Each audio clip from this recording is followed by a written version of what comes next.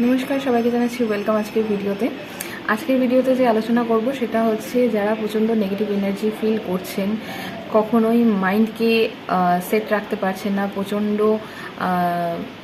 Negative চিন্তাভাবনা মাথায় আসছে। ফার্স্ট একটা জিনিস নোটিস করবেন, আপনাদের কি ফোনে স্ক্রিন গার্ডটা ফাটা আছে? যদি ওটা থাকে তাহলে আজও ওটাকে চেঞ্জ করুন। এটার জন্য কিন্তু আপনাদের নেগেটিভ এনার্জির যে বেড়ে যাচ্ছে বা ভালো লাগছে না সেই জিনিসটা কিন্তু প্রচণ্ড পরিমাণে হয়ে থাকে।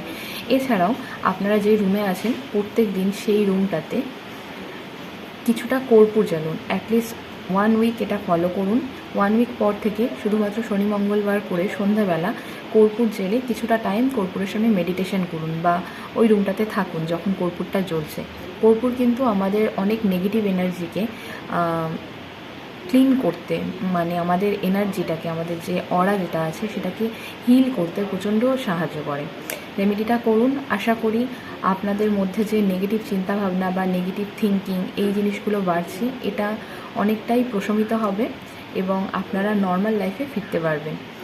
আর অবশ্যই কমেন্টে জানাবেন আপনারা কোন কোন টপিকে ভিডিও দেখতে চাইছেন। ততক্ষণ পর্যন্ত সবাই ভালো থাকবেন, সুস্থ থাকবেন। ধন্যবাদ।